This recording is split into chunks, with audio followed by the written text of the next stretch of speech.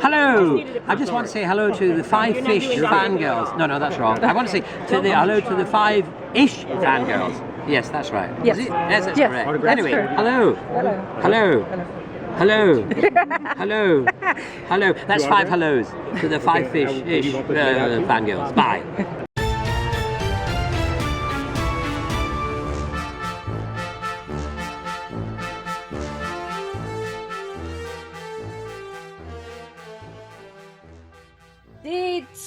And just as we continue all the way to episode 412 of the 5-ish Fangirls podcast. I hope you're ready for a show about death.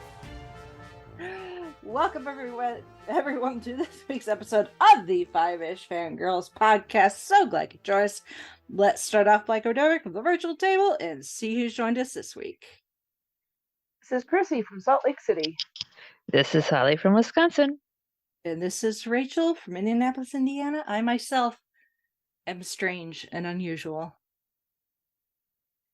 This one does have a lot of great quotable bits. Yes. So we'll get to Yeah. You know, that inner goth that I know that never came out when I was a teenager is all the rebellion that I never did when I was a teenager. Apparently, when now that I'm hit 40 is like woo. So I can relate a whole lot more now than when I first saw it. Yeah, really. because now you have money and your own place and a little more autonomy than you did as a that is true. as a wee one. That and is you true. And you can sympathize with the frustration of certain people. Yeah. Mhm. Well, first things first, we need to do the news. Not a whole lot. Although Marvel finally, everyone's been itching at the bit. We're all like, okay, we've got Guardians 3. We've got the Marvels not until November. Where's the rest of it? So we finally got a proper trailer for Secret Wars coming this June to Disney Plus. So We were almost ready with the microphone. Tap, tap, tap. Hey, this thing on? yeah, really. Yeah. So we won't have to wait too long, which is good. So, but it's going to be very, very interesting just to find out what we thought we knew maybe has been bullshit this entire time. And why do I get that we're going to get the meme with Jack Nicholson from A Few Good Men?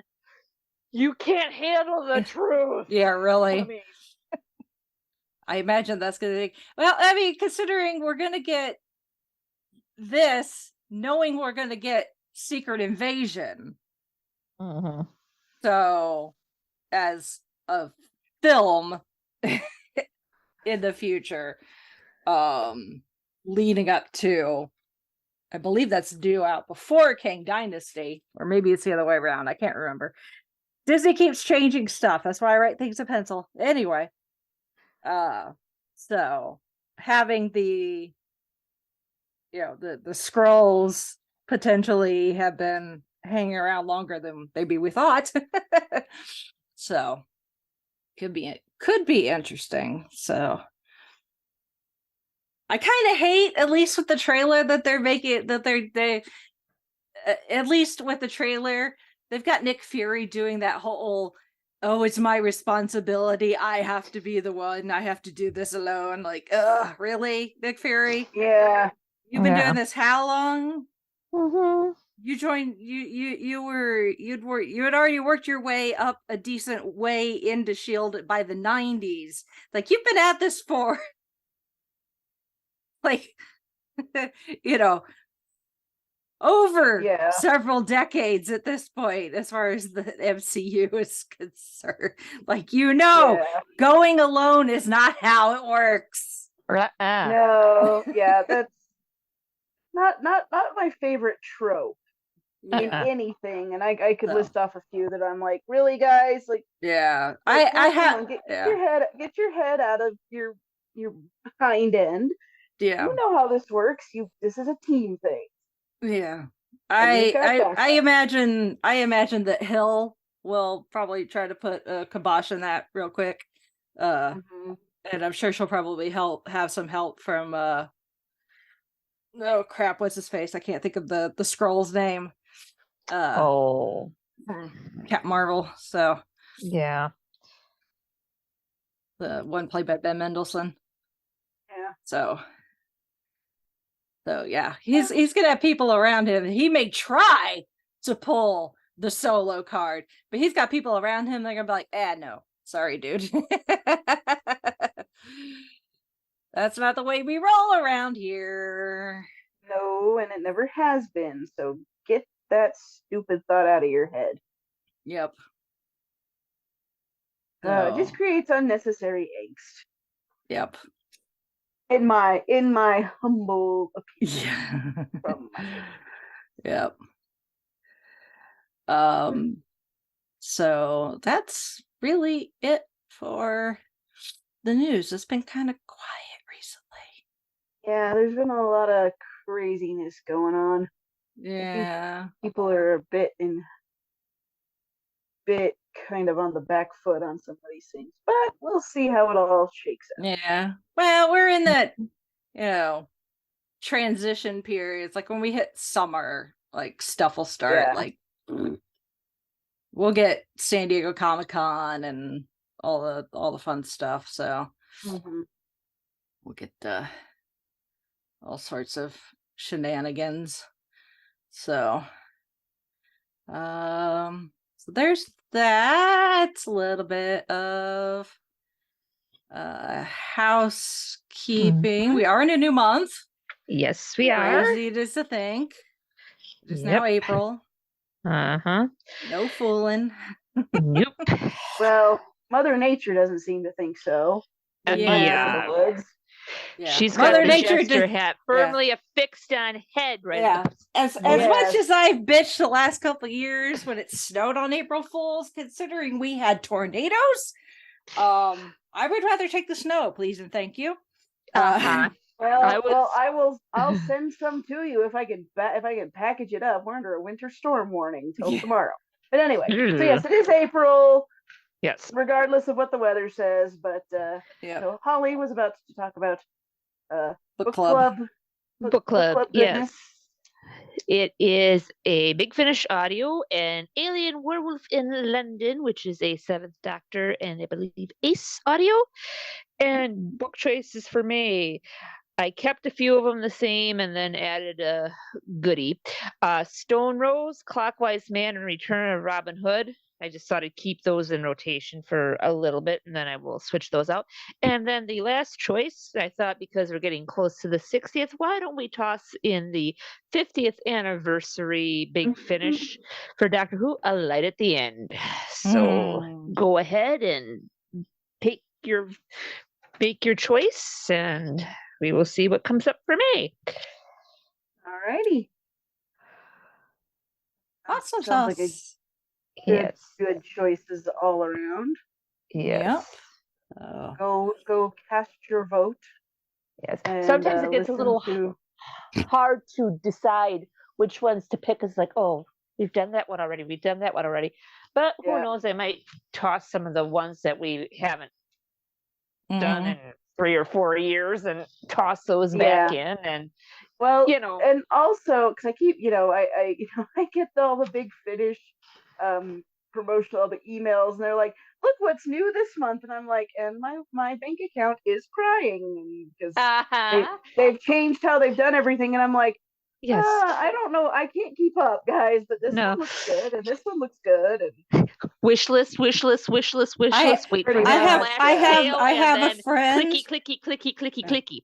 I have a friend that specifically, because for that reason, I try not to pay attention to the Big Finish emails and stuff if I can help it, because it's really easy to drop a few pounds in their direction. And I don't mean weight. No, But yeah. I've got a friend that when they're having a sale specifically on 6 Doctor stories, he makes sure to send me a message. Don't let me know. oh, Rachel. well, that's good. Do I happen to know this friend? Yeah. No, I don't think so. Okay. It's not the one Only- I'm thinking of. No. So I so, shouldn't yeah. be giving that other friend that we both know. I shouldn't be giving him any ideas. Yeah, no. No. I was just double checking. I do have Alien Werewolf in London, correct? Yes. Okay, I was just double checking that I had it. Hopefully get that listened to. Maybe I'll squeeze it in after my current audiobook, which is taking longer than I thought it would, but that's okay. This one looks interesting. That should be good. Yep. All right. So checking in with the feeds. Of course, we've got latest episode of Gold Standard. We're finished out latest episodes actually of Gold Standard. So we finished out the 90s and have started the 2000s with Ooh, Wow. 1999 Best clicking Picture away. winner American Beauty with Sean. I'm pretty sure Sean is about ready to get his punch card completed so that he can get one show free. I gotta say, I've never seen American Beauty, but what like the clips and the commentary I have seen about it, that seemed like a weird movie. It is. Yeah, that Yep, was and never it's anything. not aged well. Oh, I can imagine. Yeah. Nope. So Yeah. so there's that, and then we have started out the 2000s with Gladiator, with returning finally my husband. Nice. Yay, Chauncey. So Wait, now that one has Russell Crowe in it, right? Yes, yes, it does. Okay. I was like, We get back-to-back Russell Crowes because the next movie is also a Russell Crowe movie. A Beautiful Mind? A Beautiful Mind. yeah. He was kind of on a tear there for a little bit Yeah. in the early Yep. 2000s, if memory serves. Or as I like to call it, the start of what should have been a 3 years running winning streak for Peter Jackson. But you know, Yes, I'll, that too. But I'll hold that rant for the next episode. Yes. I don't doubt it. I have a few choice words of my own, but since I'm not going to be on that particular episode, I mean, I'm but- excited to know that we're finally getting to Return of the King and get to talk Lord of the Rings very, very soon. But at the same time, it's like I really wish we were talking about Lord of the Rings 3 episodes in a row. So really should have been. as but much as I like Chicago, yeah, well, yeah. the musical, not the. I mean, I like the city well enough. I hate the traffic in Chicago. Chicago, I love you. You got a lot of stuff, but your traffic sucks. See, I have a beef with Chicago because of a certain basketball team in the 90s. Oh, who, yes. beat down my basketball team, and I never got over it. I was 13. I was at that game. Doubles. Doubles. Doubles. Eh. Everyone goes on and on about how great Michael Jordan was, and I'm just like, yeah, but anyway, don't get me started on that. But yes, Chicago. I'm sure there are lovely people in your city, but your basketball team blows. And we can say the same thing from that SNL thing for the football team. I'm saying it firmly tongue in The cheek. Bears Still suck.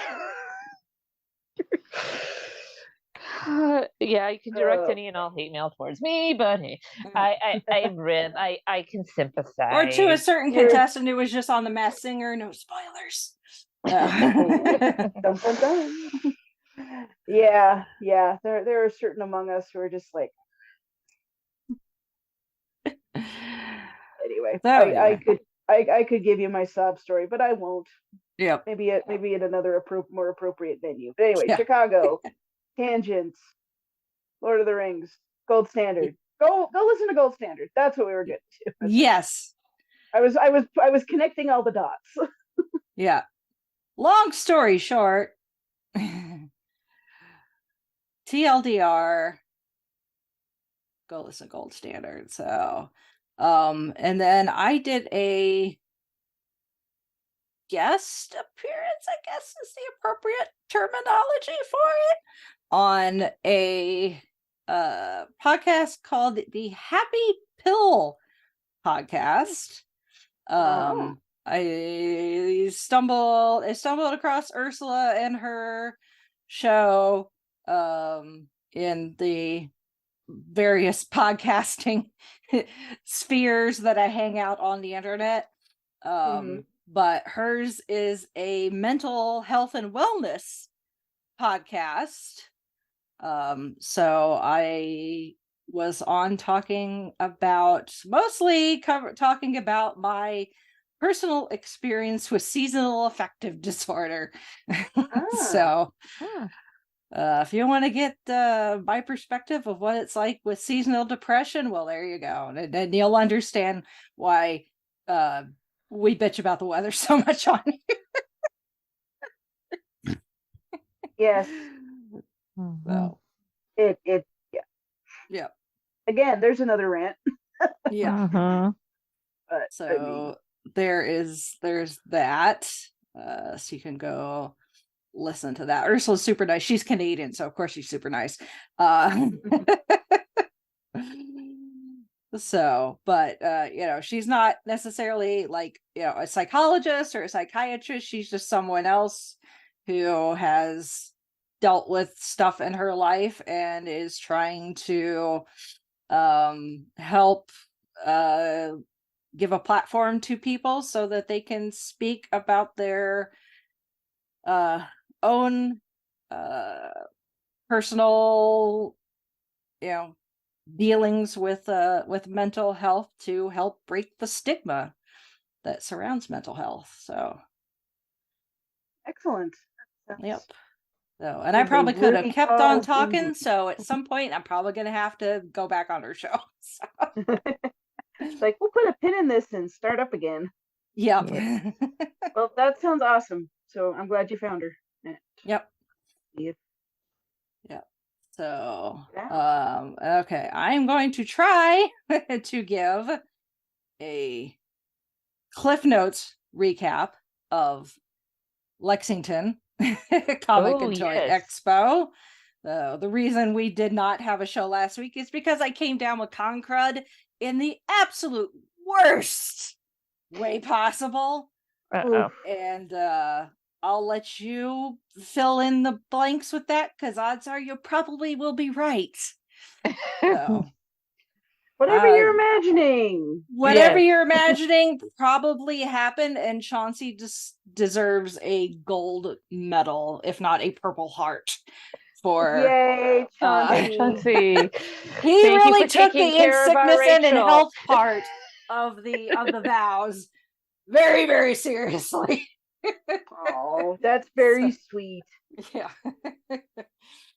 So yeah, I thought I was just tired, and as the day went on, I realized that it was more than that.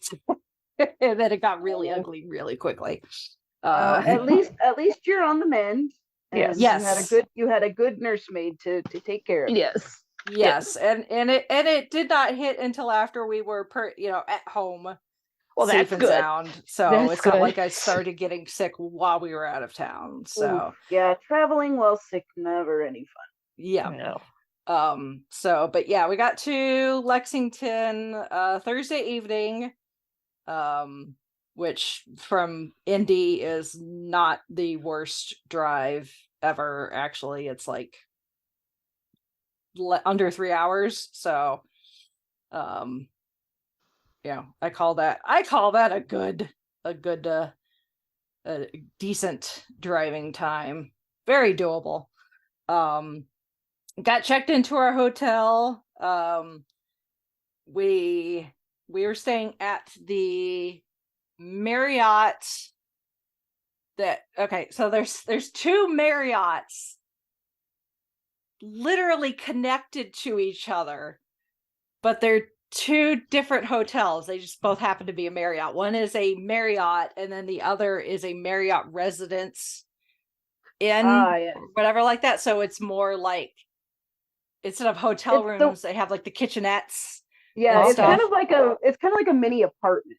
I've stayed in those before. Yeah, so we were So it's not- we knew we were gonna have like a fridge, a microwave, coffee maker, but every hotel room has those.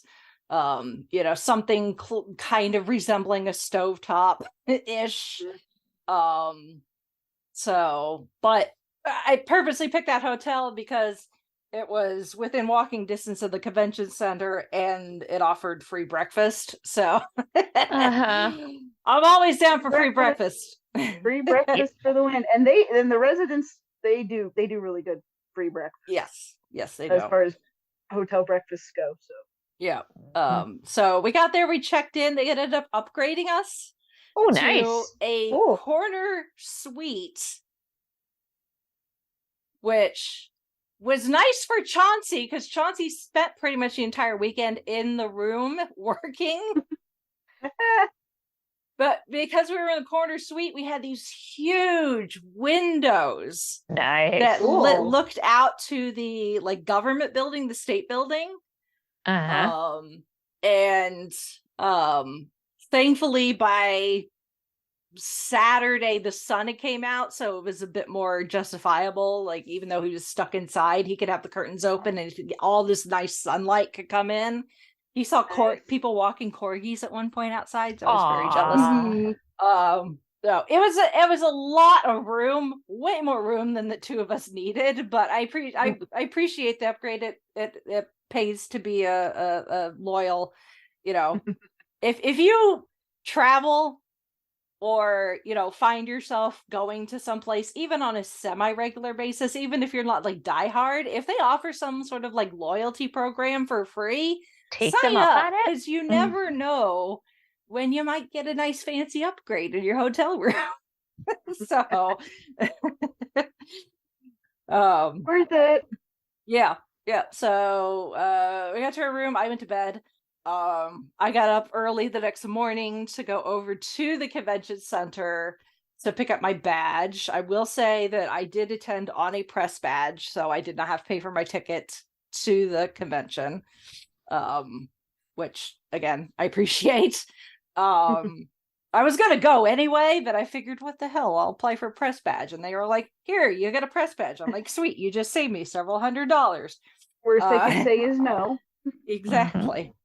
And then you'd still buy your ticket. Exactly.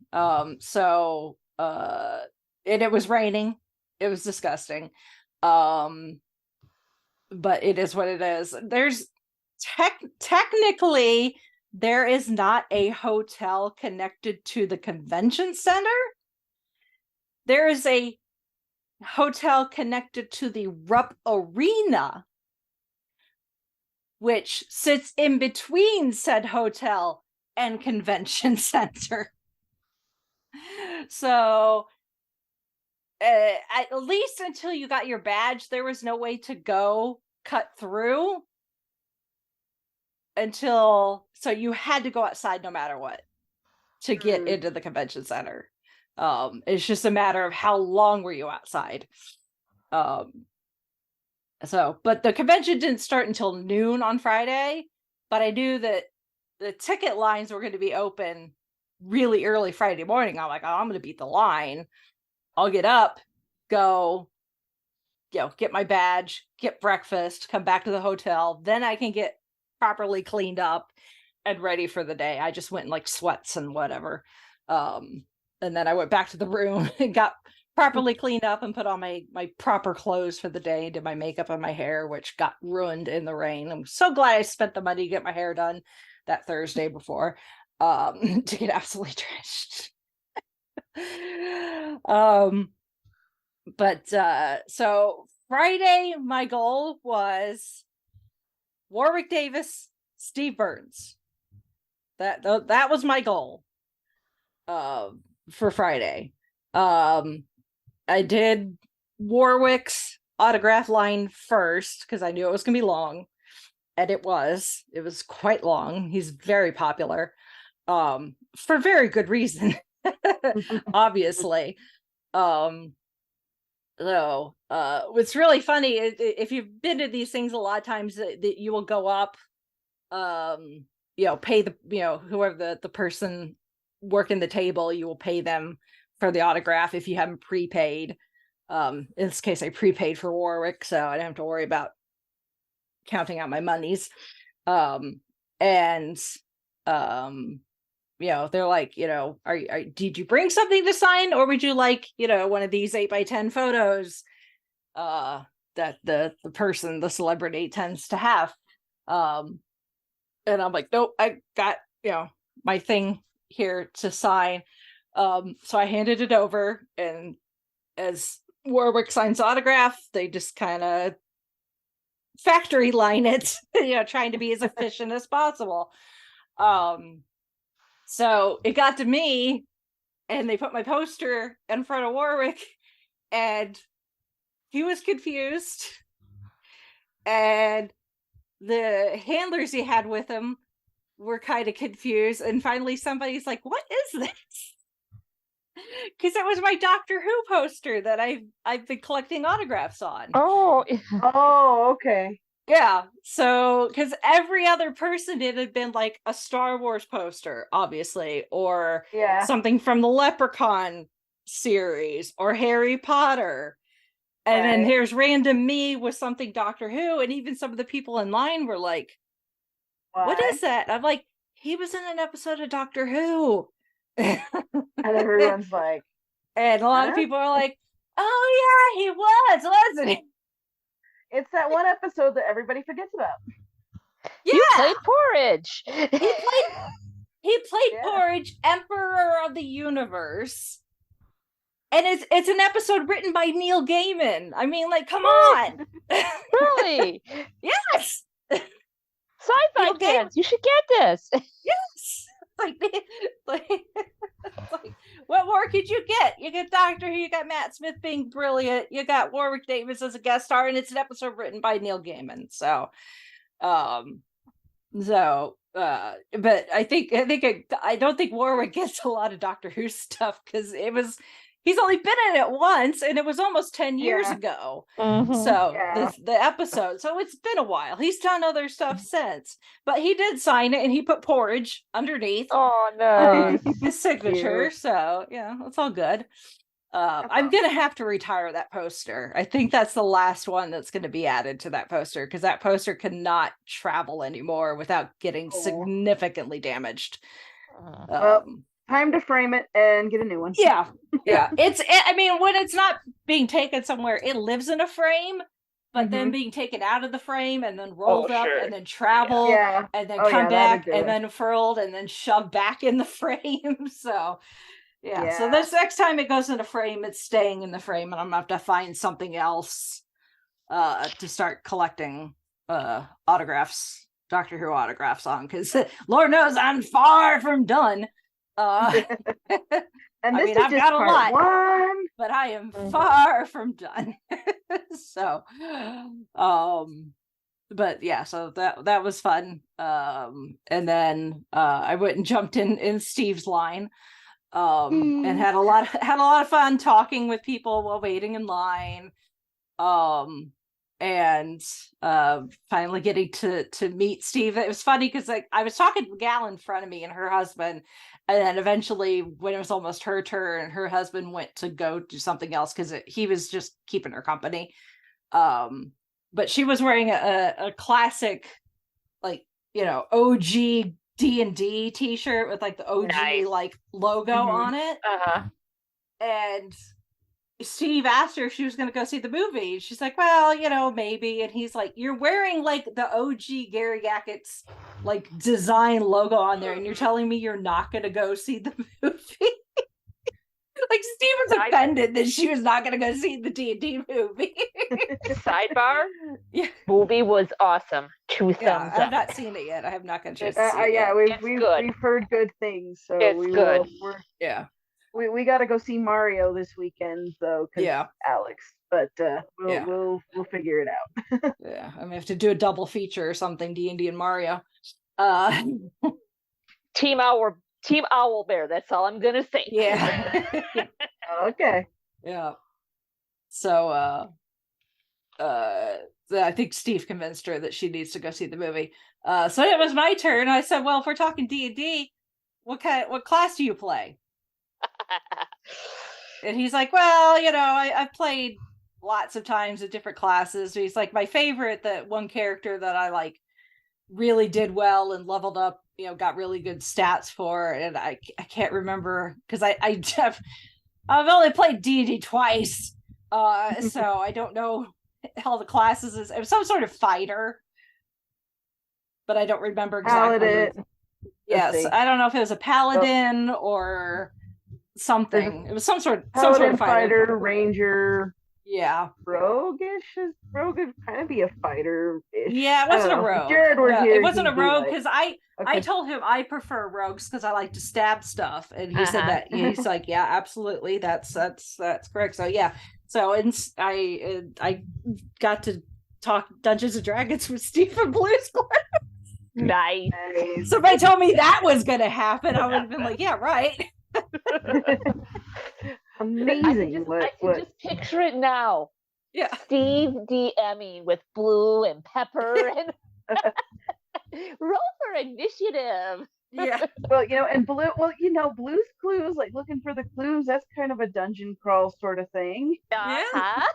Because you gotta find all the clues, and you gotta go on adventures to find them. So it tallies, it works. Let's just hope that Mailbox is not a mimic. Yes, exactly. Yeah. Well, he'd be a benign. Yeah. So, but yeah, then I got Steve's autograph. I had this photo, and I knew I had this photo back in the day when Blue's Clues was on and Steve was on it. I was a huge fan. Granted, I'm a few years older than the core demographic that they were trying to reach at the time, because Blue's Clues started in 96. I was 13 when Blue's Clues started. So let's see, high school age. So yeah, but that cute little blue puppy dog. I mean, come on. I like Blue. But even Chauncey, because I was talking to Chauncey about, when we were walking to dinner one of the nights, I was telling him about it, and he's like, and he called me out on it. He's like, you were in love with Steve. I'm like, yes, I was in love with Steve. I was 13 and hormonal, and there's this guy on my TV. So my story is, I had 13-year-old me was in love with Steve.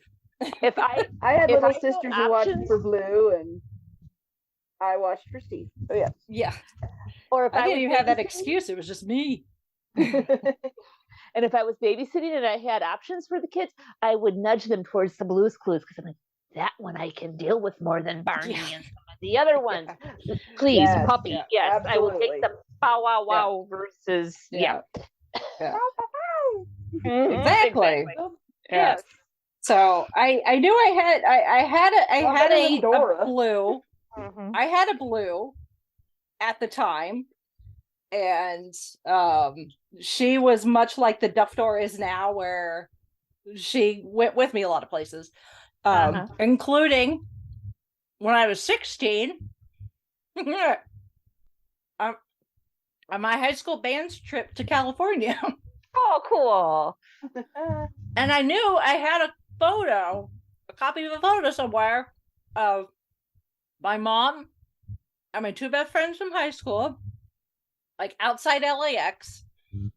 We just landed. We're a bunch of Midwestern high schoolers, and a lot of us, is the first time we've ever been to, like, California, someplace, exotic like that. When you're from Indiana, California is exotic. And I knew I had this photo of my two best friends and my mom standing outside of, like, the airport waiting for our bus or whatever, and my mom holding my blue. Aww. So I knew what album it was in. I could not find the album to save my life.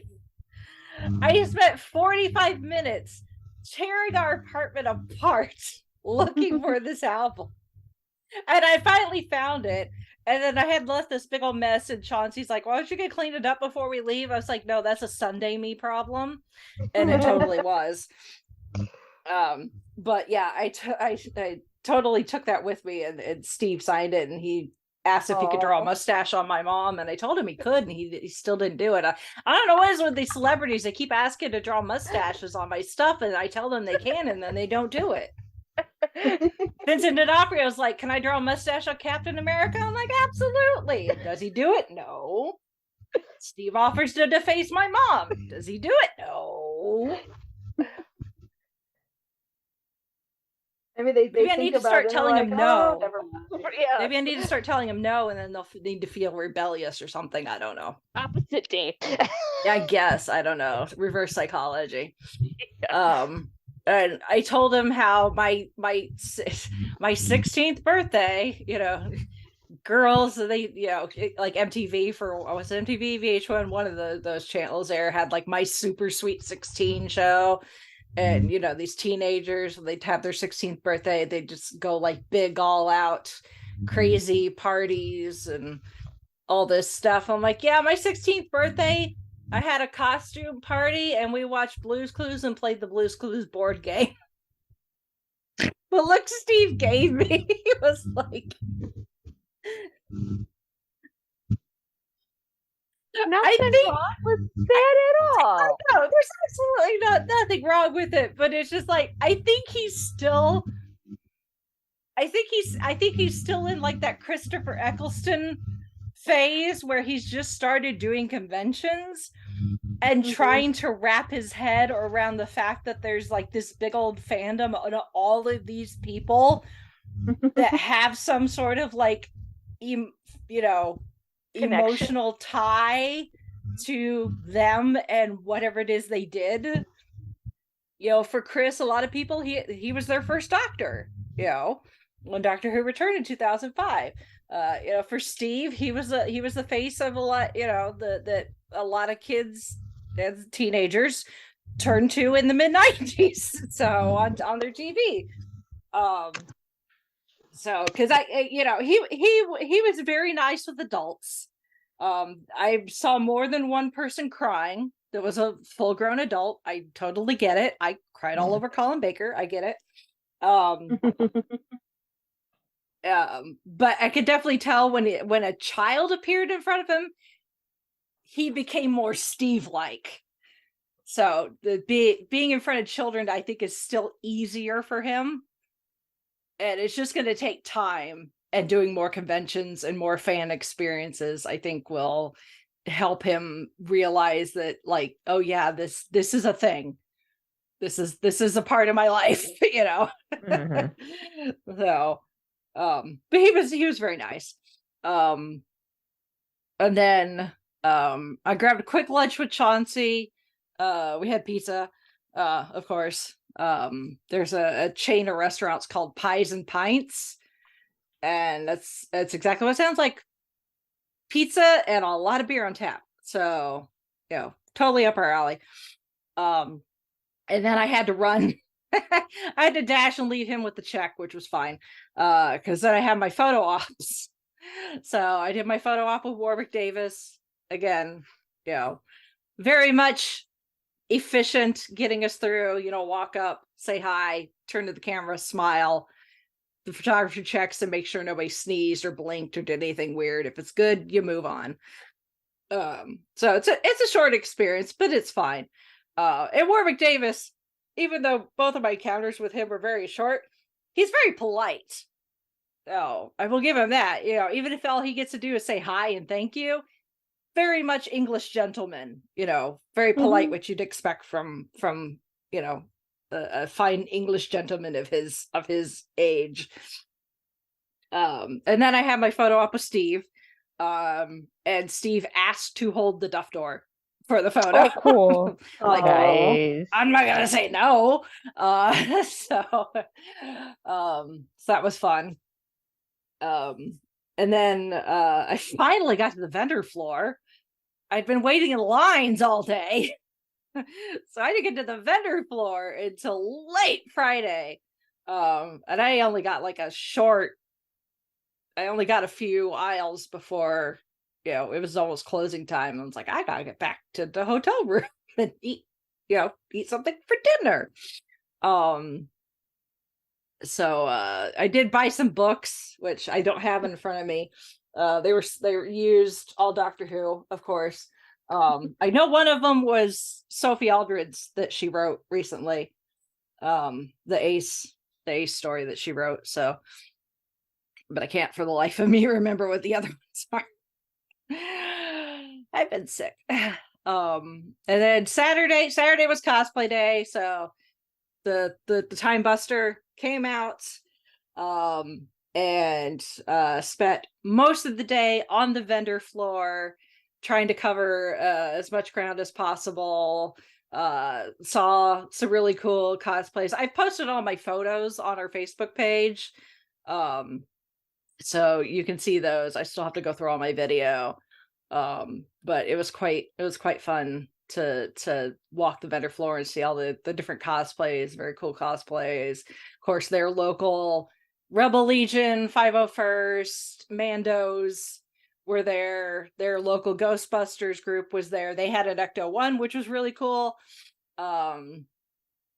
which was pretty awesome. Just really just wandering the vendor floor, trying not to impulse buy stuff. If I could help very it. hard to do. I was on a budget. I knew how much money I needed to spend for autographs, and I tried to budget down to the dollar. So I was trying not to impulse buy anything.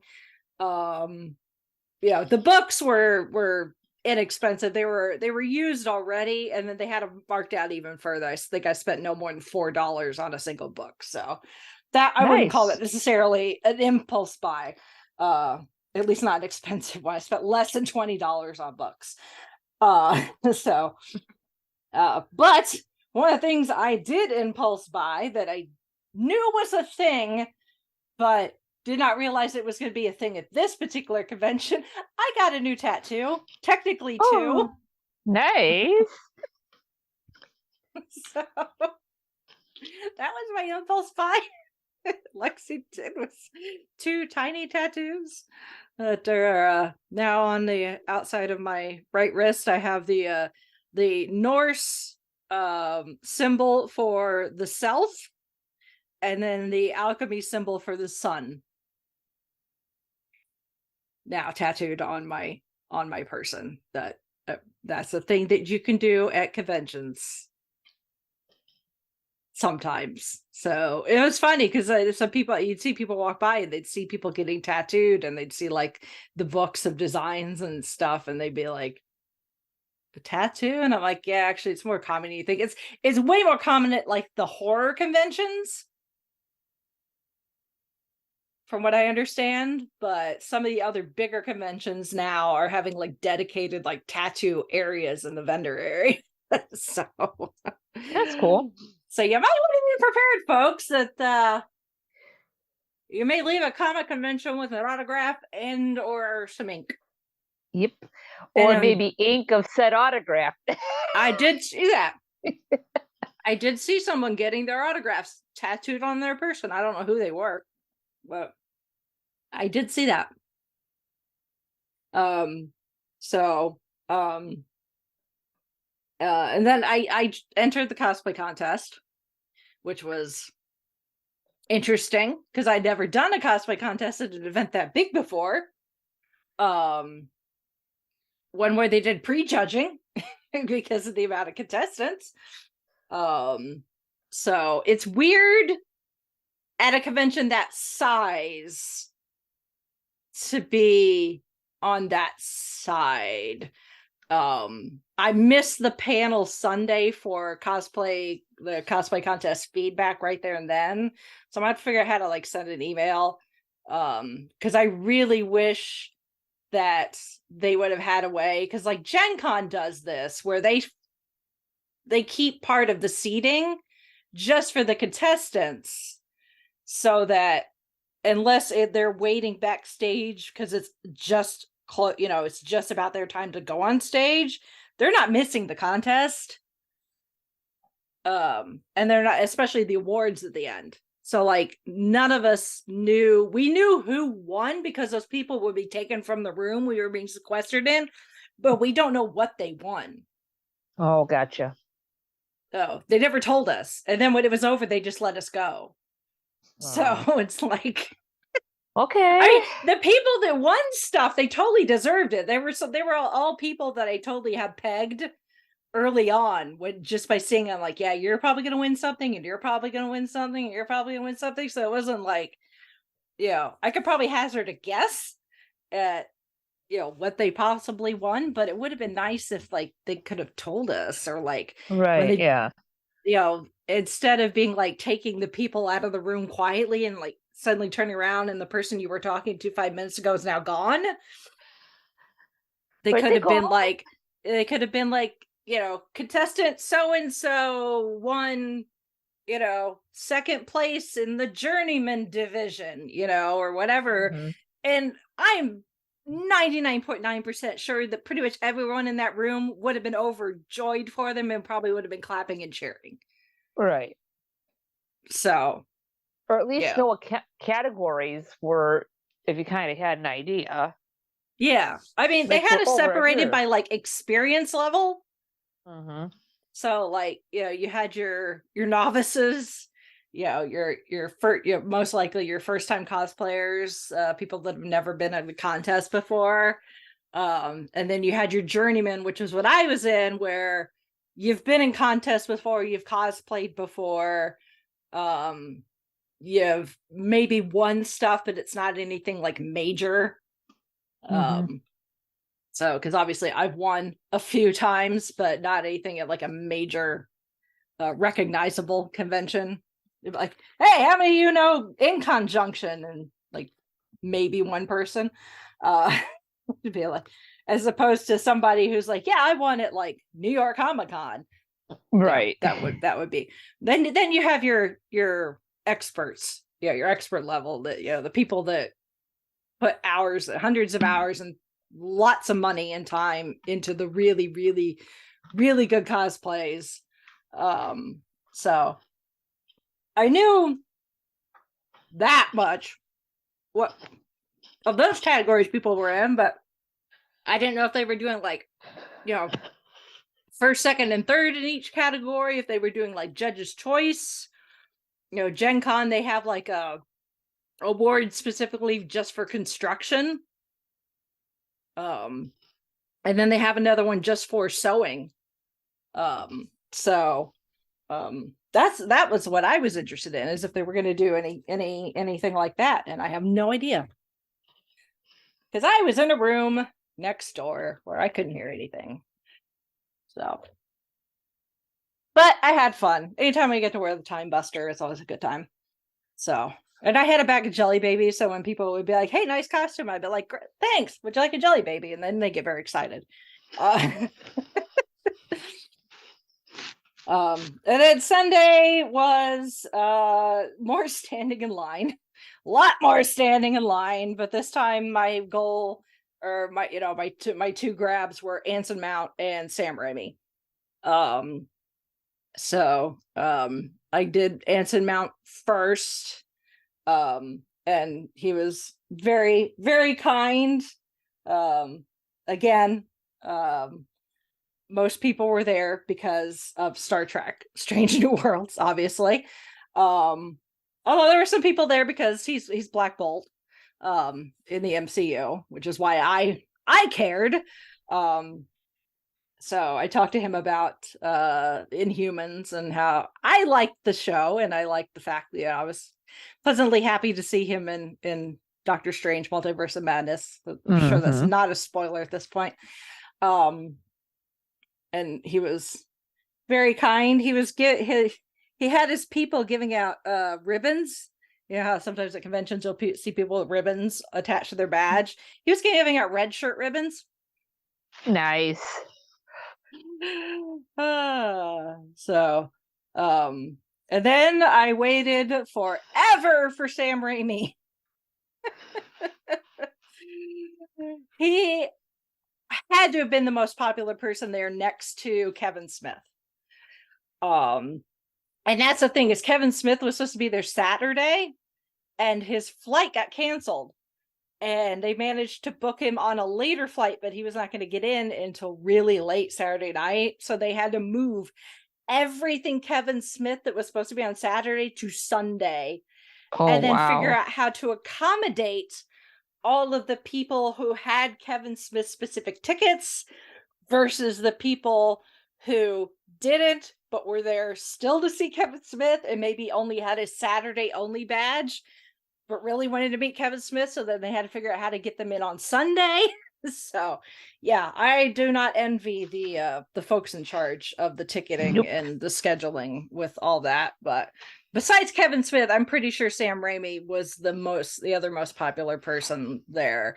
They literally, like, every other line, if it was long enough to get out of the queue that was right in front of the person's table, they had the spillover elsewhere in still the ballroom we were in. So like when I was waiting for Warwick, I had to go to the overflow line, which was over by a wall. And then by Sunday, Warwick's line, they moved the overflow to the booth that was to the left of him, because that was what's his face from SpongeBob was not there on Sunday, so they just used his space as Warwick's overflow. That works. Yeah. But Sam Raimi's was so long that they sent us back into the utility area of the convention center, back where like they were sorting like the dishes and the silverware. Wow. And there was a loading dock. So, because the line was so long. It was kind of nuts. But I mean, again, everybody who stood in line, we chatted, we talked about, like, we'd show what we were getting signed, if we'd brought something specific. There's gals behind me that are huge Wizard of Oz fans. So they had this print from Oz the Great and Powerful that had been signed by pretty much everybody in the cast, except for Sam Raimi, who directed it. Cool.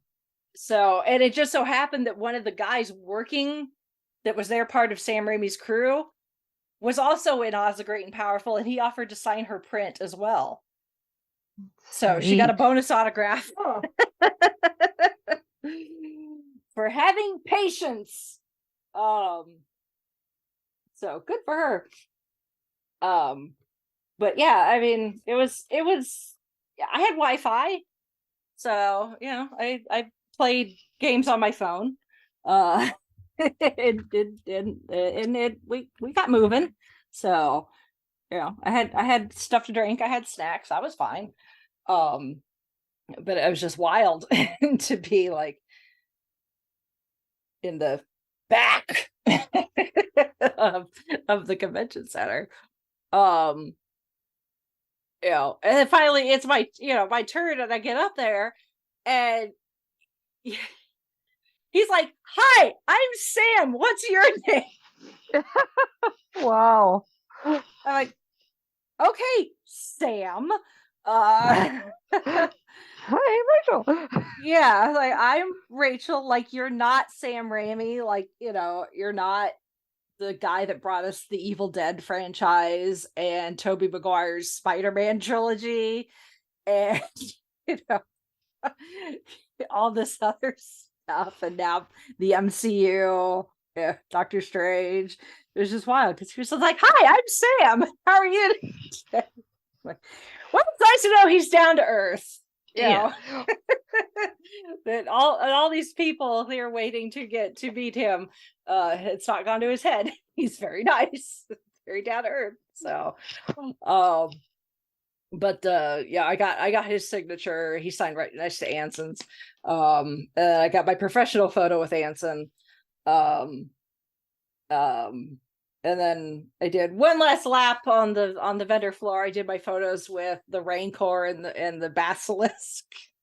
Nice. Which was really fun. Oh, and I got to mention while we were waiting in the back, for in line for Sam Raimi, at one point Warwick Davis and his entourage came through.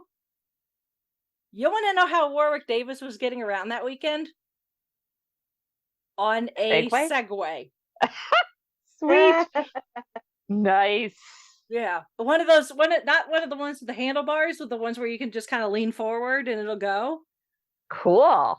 And then I'm presuming his wife is the other person that was with him, that she's in like a electric wheelchair. Because I believe she, has the. I don't think she's quite as mobile as he is with the similar condition. But yeah, just. Like, so now I can say that while I was waiting for Sam Raimi, I saw Warwick Davis on a Segway. So, cool. Yay! But yeah, I had a lot of fun.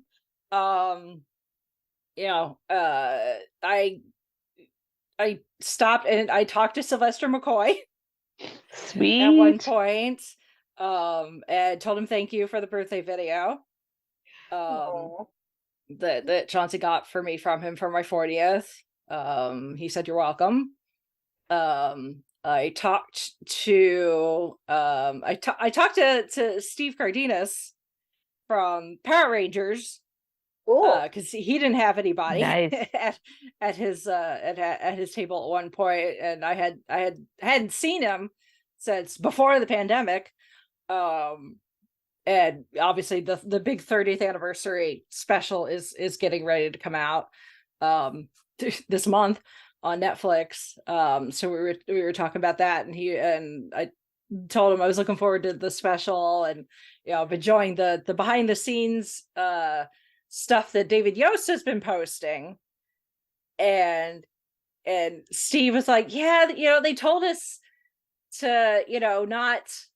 They really didn't want us to have our phones, because they want to try to keep this stuff on the DL, spoilers and like. He's like, it didn't occur to me till after the fact that I could have been taking video and photos and saving them till closer to when it was safe to start posting. Oh, darn it. Opportunity missed. Yeah.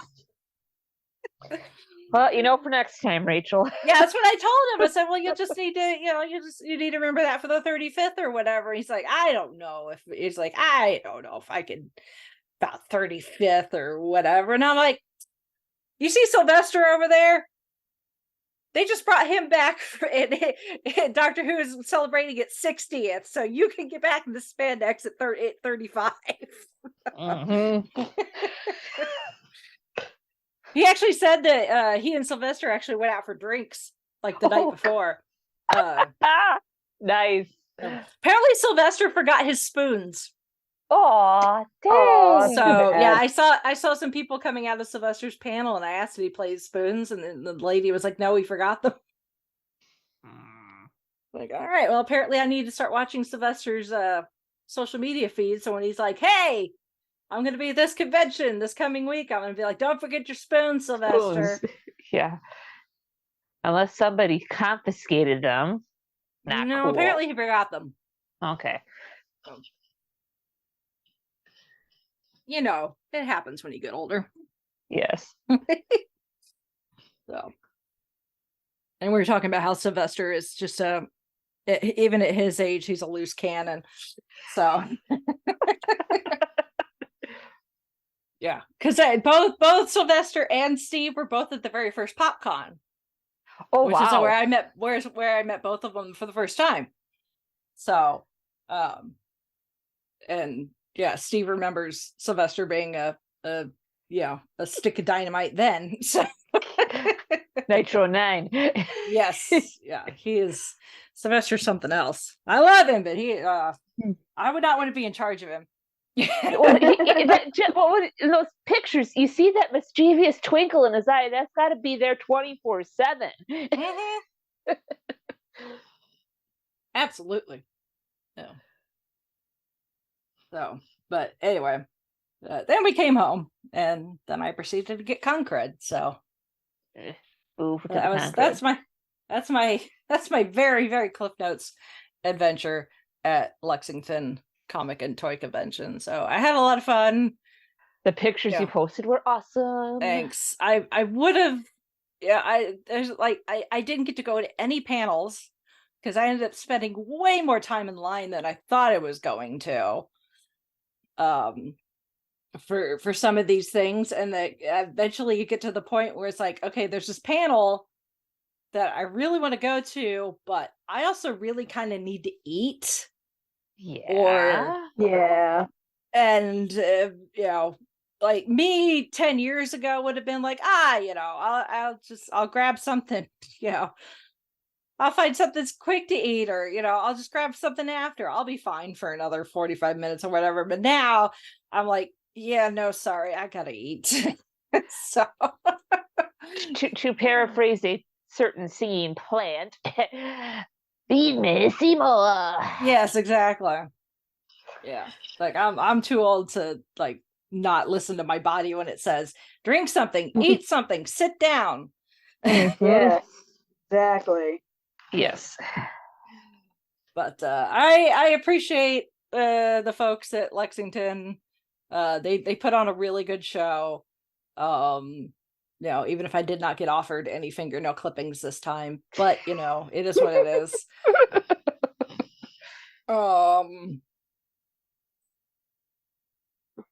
But I always seem to have some sort of story coming out of this one, whether it's fingernail clippings or talking Dungeons and Dragons with Steve from Blue's Clues. Awesome. I appreciate the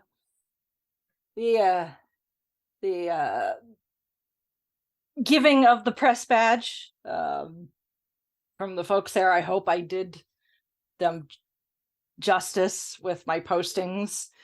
I'm so glad there's Wi-Fi at the convention center. Please continue that to be a thing.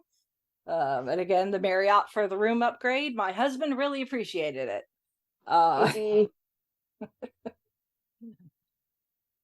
So maybe we'll see you again next year. Who knows? But anyway, feedback.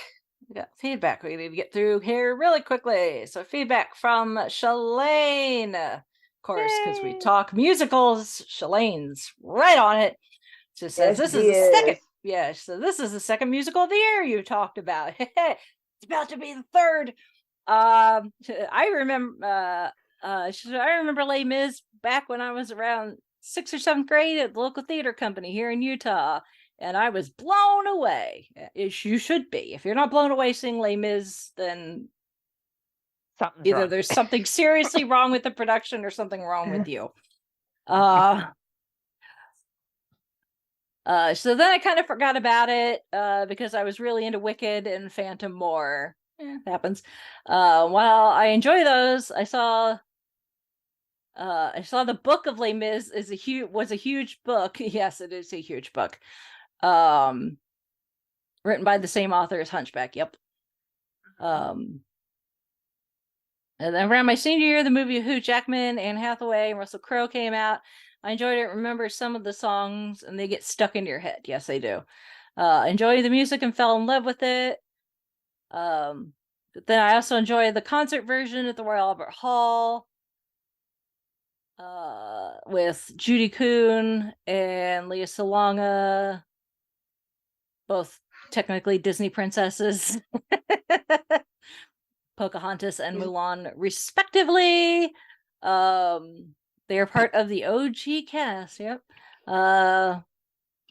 Says I love Hugh Jackman in The Greatest Showman more than Les Mis. Yeah, because The Greatest Showman does a better job with the music and showing off what Hugh Jackman can do. So. Yes, and not making everybody ugly. Yeah. Spoiler alert. Shalane may or may not have requested Greatest Showman for Patreon at Gold Standard that may be coming up at some point later this year. that will be an interesting one to hear your thoughts on. Mhm. She says also in the 2012 movie, she says Eddie Redmayne sounds like Kermit the Frog when he's singing. Oh, that. I think Eddie Redmayne actually is one of the best singers in that movie, considering what they did, considering the circumstances. So, but again, everyone's got their own opinion. So, plus she loves Aaron Tveit, who plays his friend, one of his friends, who's also done lots of musicals, like the Broadway version of Moulin Rouge.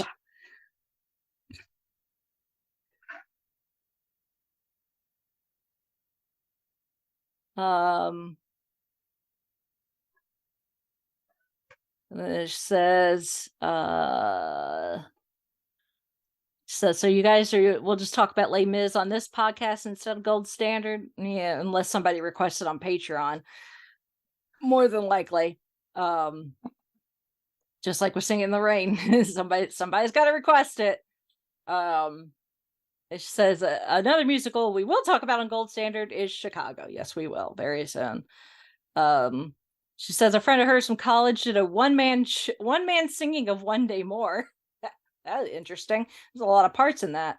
And then she says another friend of hers and some theater people did a virtual version of One Day More during the pandemic, which I'm sure was a lot easier than doing it as one single person.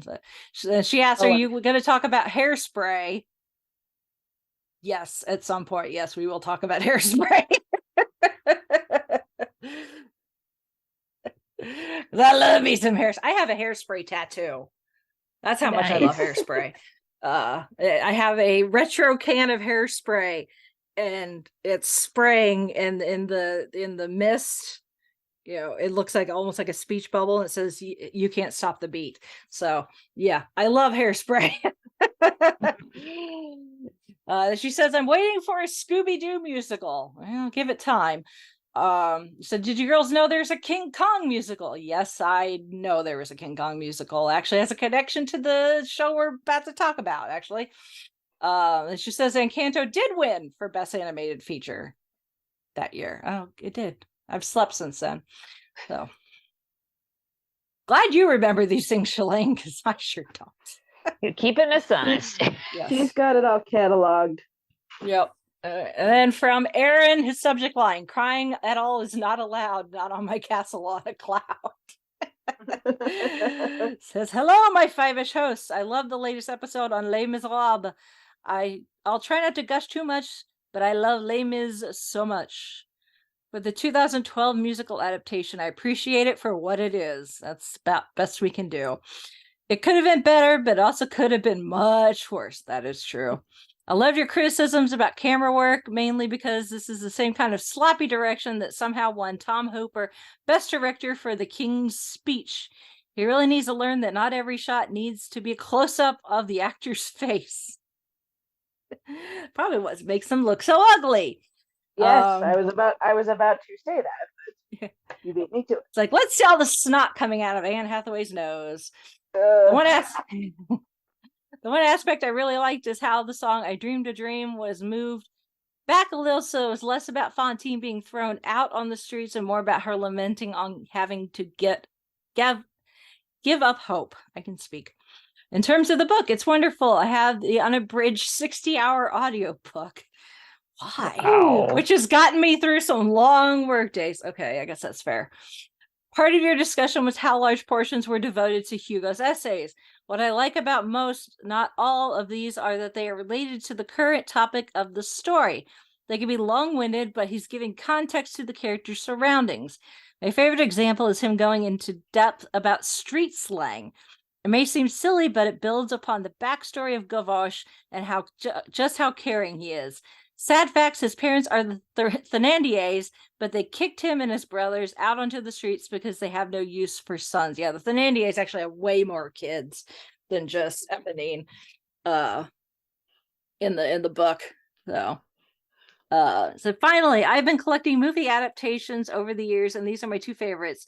Raymond Bernard's 1934 trilogy, sometimes presented as a 5-hour continuous movie, but originally 3 separate movies. This tries to cover as much of the story as possible. In Glenn Jordan's 1978, this focuses on Jean Valjean and cuts out most aspects not imperative to his story. For example, the Thénardiers only have about 5 minutes of screen time. The biggest treat, Anthony Perkins stars as Javert, and he's fantastic. As always, thanks for the great podcast, and take care, Aaron. Interesting. Anthony Thank you. Perkins as Javert. That's... Huh.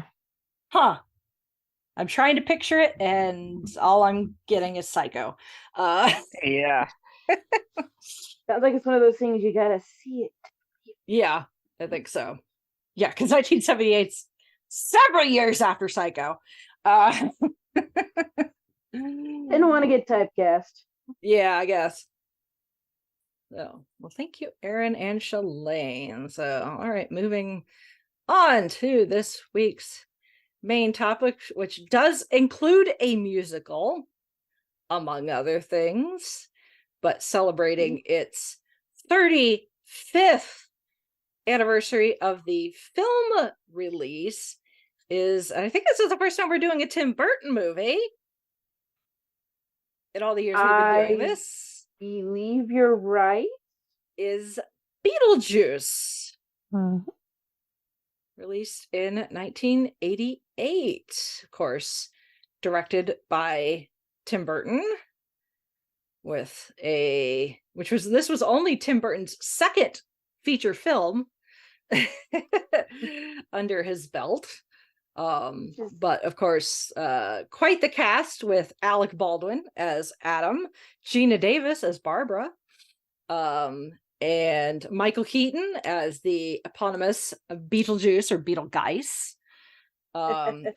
Catherine O'Hara as Delia, Jeffrey Jones as Charles, and Winona Ryder as Lydia. So, what's really funny is it wasn't until like 4 or 5 years ago, my Chauncey, who loves like horror movies and could sit and watch like Friday the 13th and whatever till the day is long, loves going to haunted houses, loves all things Halloween, had never seen Beetlejuice until I made him watch it. Wow. Wow. Just in the last few years. So I was like, how have you never seen this? Yeah. What's wrong with you? Uh-huh. not slashery enough for him or something? I guess. I mean, the thing is the production of Beetlejuice, just the movie, was a thing. Granted, this is Hollywood in the late 80s, which is a thing itself. Tim Burton had only done one other film, so he was still very wet behind the ears. So not necessarily people were going to just give him a multi-million-dollar movie to do. Right. It wasn't automatically like, here, money, go do the thing. Right. Yeah. But there was a script that had been floating around from place to place called Beetlejuice. And when Burton found out about it, he was on it. Because a lot of people, like, they really liked the script and the premise, but just nobody had any idea how the hell they were going to actually turn this into a movie. Yeah, because if you look at the story, you're just like, and especially, I mean, because this is one of those that's like, you talk about, key movies for special effects and things like that. This is one of those movies that really set the bar pretty high for especially practical effects. Oh yeah, and then, this is all practical. Yeah, I think maybe there's a little bit of like digital like cleanup in some spots. Anything but digital. Pretty much it is all practical. I mean, obviously stop motion, but still that is practical. It's not CGI. Well, and it works for what the story is, because they're it's like these creatures and stuff from the afterlife. So of course it's going to be weird and bizarre and kind of look unsettling. So that works for what what the setting is. Yeah. And so it's I don't know. Like I remember the first time I saw it, I cannot remember how old I was. But I know because I watched the Saturday morning cartoon version and loved Oh, it. I I remember loved the the cartoon. cartoon was amazing. It was just I don't know. Maybe it kind of maybe that like set my sense of humor or like what I kind of I characters I identified with like. cartoon Lydia. Yes. And then I finally saw the movie and I'm like, this is nothing like the cartoon Nope. because Beetlejuice was actually kind of the bad guy. Yes. And he and Lydia were not good friends at all. But Oh no. Uh-uh. but it's still interesting, and I love the ending, and I love like how everything kind of works out because it's creepy and unsettling, but there's a happy ending at the end, and everybody kind of learns to live with each other in this haunted Hmm. house. Mm-hmm. It's like here's our friendly ghosts. Not necessarily Casperish, but it's like it all kind of works out. Yeah. Just make sure you talk to them first before you decide to do any major redecorating. Yeah. Well, yes, that's it. Yeah. Yeah, because the original script was closer to a traditional horror film. Right. Where Yeah, it was a it lot more was gory and yeah, it was a dark lot more and gore. You know, Beetlejuice was actually trying to actively kill Lydia and her family, oh, or at wow. least Lydia's family. Mhm. And he was, trying to do awful things to Lydia. So yeah, it was going to be way more in vein of kind of the almost run-of-the-mill 80s horror films. It's going to be closer to probably Nightmare on Elm Street Yeah. than Yeah. what we ended up getting. But once Tim Burton got his hands on it, he realized that if we really played into the camp And the part dark of it, comedy. the stuff that people now make fun of for a lot of those movies, where it's like the special effects have not aged well, Yeah. and the really bad jokes, the puns, Mhm. the quippy one-liners,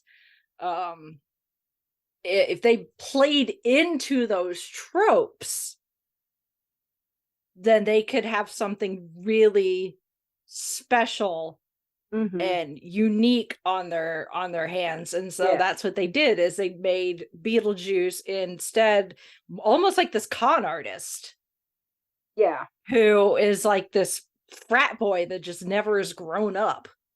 Mhm. Yeah. Yeah. And the And having like even other ghosts and ghouls are like, oh, this guy, he's so obnoxious, so this we can't stand him, but also we don't want to piss him off either. yeah, because he is extremely powerful. Yes. As long as he's contained, he's just Mhm. annoying.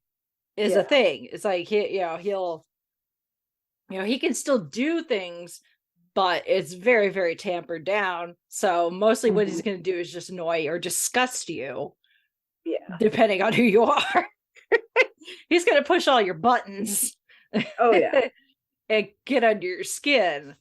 It's just when you say his name 3 times, you need to let him loose, and then it's kind of the training wheels are off.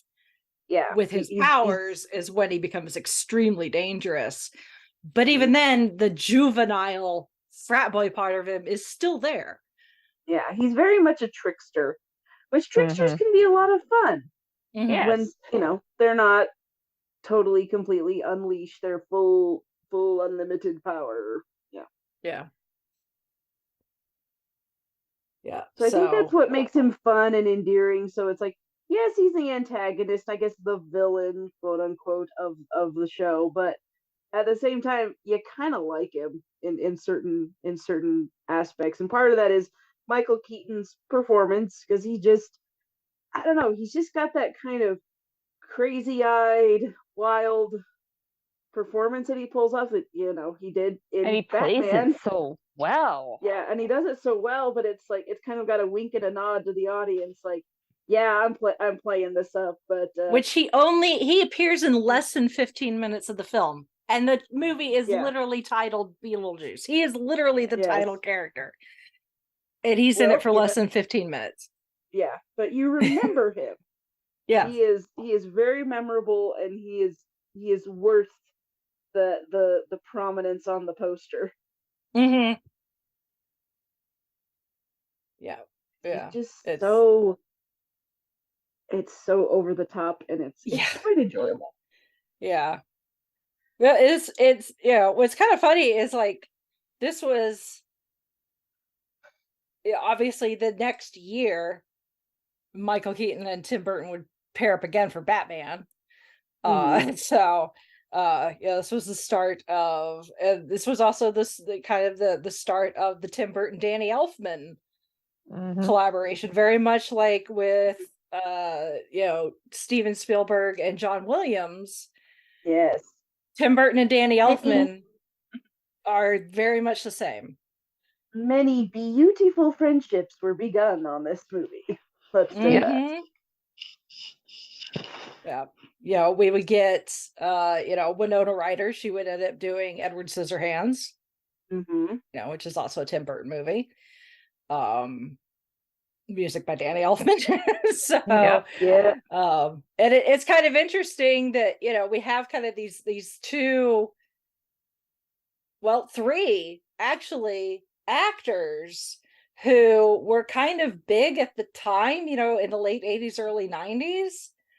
You have Michael Keaton, you've got Winona Ryder, you've got Catherine O'Hara, and they just kind of seem to disappear after a while, and now all three of them are having like a resurgence in their career. Like Michael Keaton ever said, he had his big comeback in Birdman. Yeah. But now he's back as Batman. He's gonna be Batman in the Flash. The Flash movie. Winona Ryder thinks he's part of the MCU. Winona Ryder, thanks to Stranger Things, has gotten a resurgence. Catherine O'Hara, obviously she did this. She plays the mom in Home Alone, both of the Home Alone movies. She's one of those actresses. But then she's also she's the voice of Sally in Nightmare Before Christmas. Yeah. But then she's had a resurgence with Schitt's Creek. In the last few years. So it's kind of interesting. 35 years later, how some of this cast is like, oh yeah, we're back. Look at us. So like we went away for a little while, but then we came back and we're all good. Remember? Nostalgia. Yeah. But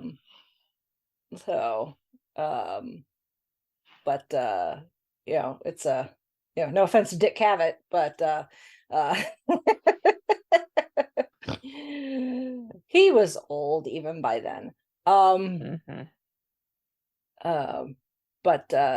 But yeah, and the character, like because this movie, it was on a $15 million budget, which is not a lot, even in 80s money.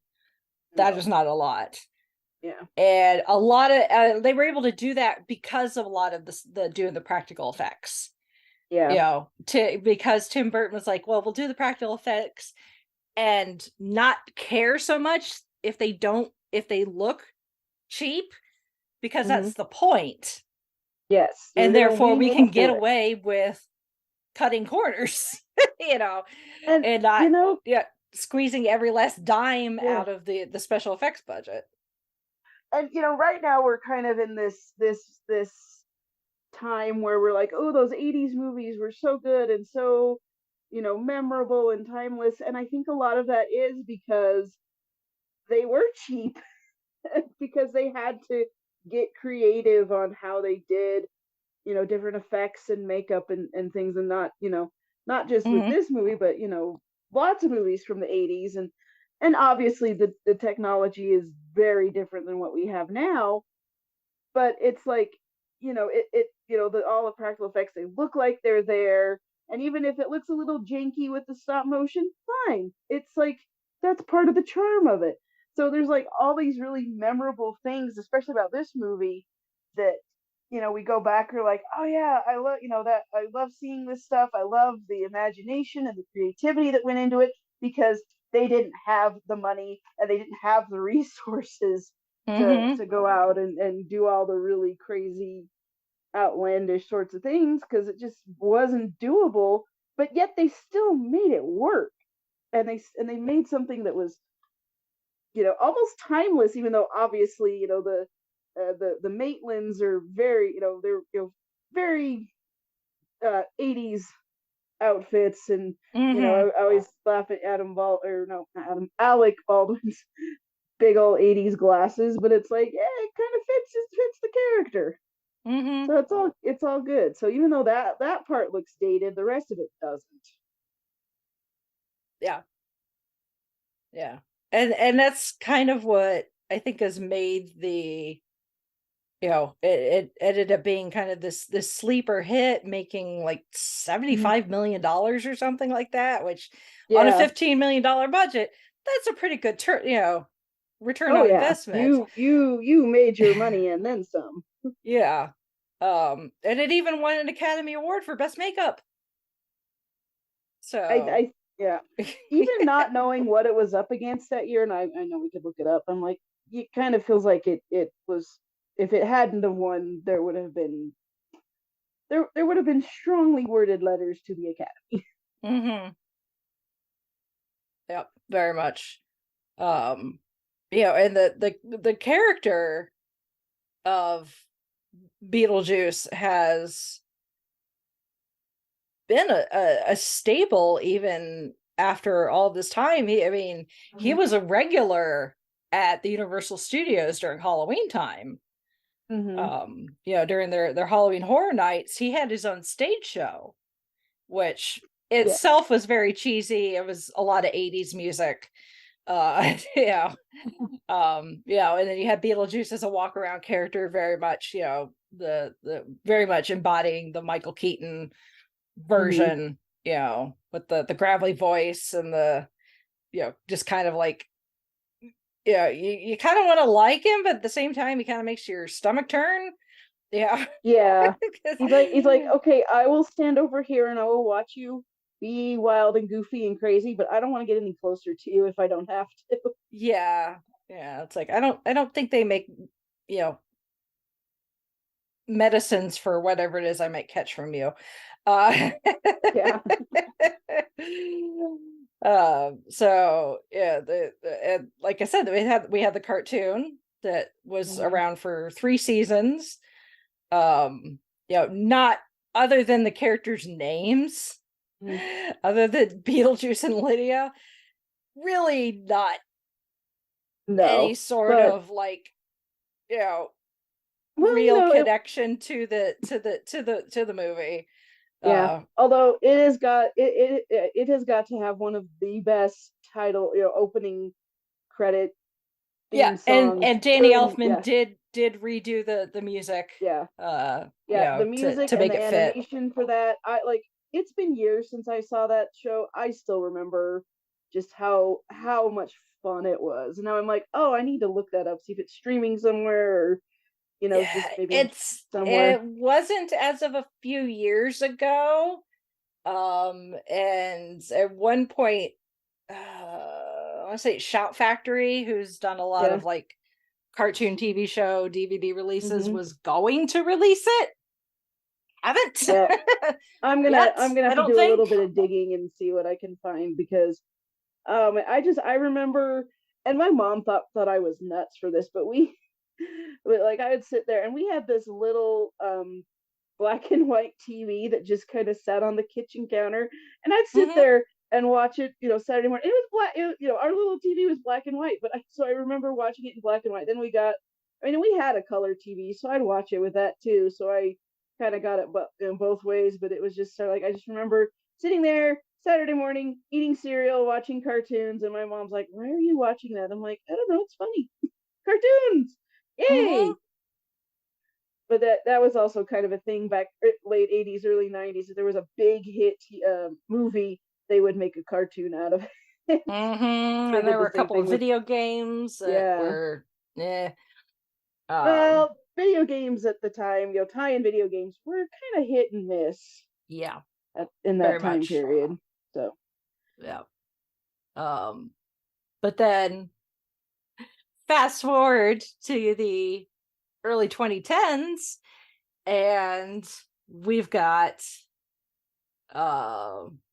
anything and everything being, you still have, we've talked about very traditional musicals, things like The Music Man, again, kind of connected to this, in a weird roundabout way.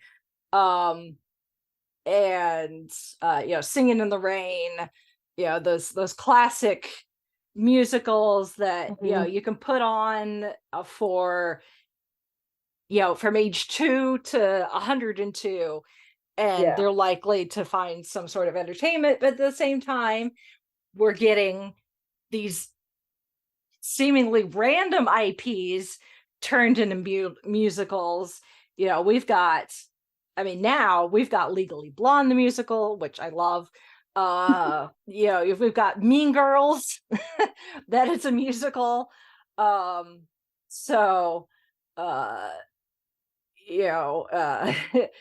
better than others. Gonna use Spider-Man. Yeah, exactly. Sorry, you two, you missed the boat on that one, but good on you, Bryan Adams, for Pretty Woman. Yeah. Yeah, but there was you've got these film companies, Disney, obviously. Disney at this point, huge on Broadway, Lion King, we've got Beauty Mary and the Beast was Poppins, we've got Frozen. Frozen is coming on tour next season through Indianapolis. I'm very excited. Did Little Mermaid, if I remember right. Yeah, you got Little Mermaid. So Disney was killing it, going from film studio to Broadway, and then you got these other film studios that are like, well, wait a minute, why can't we do that too? We've got IP. Let's do this. Let's hire. That's not fair. Hire. I mean, a composer and a lyricist, and see what comes up. Yeah, I mean that was kind of the idea, and that's what Warner Brothers thought they could do. And there was that somebody convinced them that Beetlejuice would make a really good musical. And they were like, well, we can't do any worse than what we've already tried, so sure, why not? So it got shopped around, trying to find, they had people doing the book, but they had lyrics, but they needed someone to do music. The guy that ended up being the music, Eddie Perfect, was an Australian. I'm gonna have several videos linked in the show notes. Thank you, YouTube. Thank you, Waiting in the Wings, specifically. I love your channel when it comes to doing this stuff as a resource. And he was living in Australia, but he had these dreams of being a musical, composer for Broadway musicals. And he wasn't having much luck in Australia. And his wife said, "We'll go to New York." So he went to New York and would fly home to Australia like every 4 months. Wow. And he wasn't really getting anywhere. And eventually he found out about this Beetlejuice musical that was happening. So he calls up his agent, and the agent was like, and he was like, you know what? I'll do 2 songs for free. And if they don't like it, great. It doesn't cost them any money. And it's like, it gives me something to do. So they managed to get him a copy of a script or book or whatever, And he ends up writing the opening, not the opening number, because the opening number is Lydia's ballad at her mother's funeral. Oh, jeez. But the true big flashy opening number, the whole being dead thing, which at the moment is my favorite. He wrote that, and then he wrote one of Lydia's other songs. I can't remember. And he sent it to the people, and they were like, "This guy's got it. He's hired." So, but Eddie Perfect would go on to do the music for the King Kong musical. So there's your connection to the King Kong musical. Oh my. But yeah, so it got worked on. They had an opening in Washington, DC, where they could get initial feedback. It got reworked a lot, because they wanted to still have that Tim Burton-esque feel without trying to musicalize a beat for beat redo of the film. So instead they start with Lydia's mom being dead, because Catherine O'Hara in the film is her stepmom. She even makes sure to mention that at one point to the Maitlands.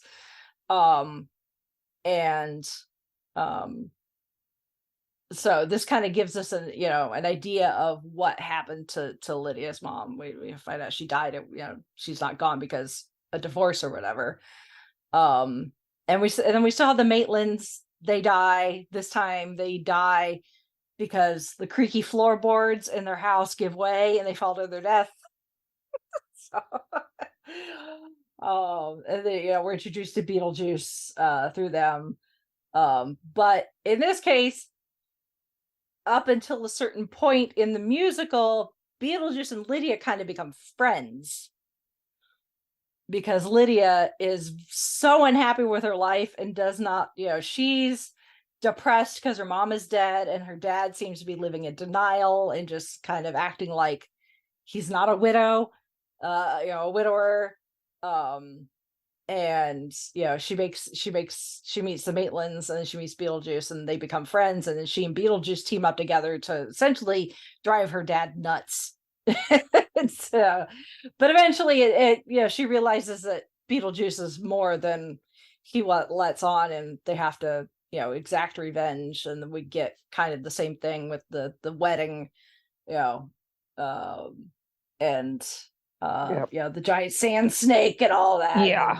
Beetlejuice eventually gets defeated at the end and all that. So it follows the movie well enough, but it's not exact. We still get the Deo. Yes. We still get Deo and jump in the line. Yes, exactly. Which those songs were written specifically for that movie. Wow. You would think you would think they were like classic, like calypso like music that they just got the rights to. No. Yeah. He wrote those specifically for the film. So. I had no idea. But now that you've said that, it's like, it's like, of course you're gonna put those in the musical. Mm-hmm. Yeah, you have to. Because they're so iconic. That what's funny is the Deo scene in the film, Tim Burton hated. He thought it wasn't funny. He thought it wasn't funny at all. They showed it. They showed it to people, and people were just loving it. And he realized how wrong he was. Yeah, I mean that's classic. I'm glad for that. And then the ending with her. I mean, how many of us, when we saw that movie, would have loved the ability to float up in the air and bust a move? Mm-hmm. Yes, it's those little moments. It's like this movie is kind of dark and macabre, but then it's also got hey, you're a ghost, you're gonna have a dance party. Well, and I love Beetlejuice's come up and set the ending. switching the number at the DM, the Yeah. waiting Yes. DMV area, Yeah. and then And that was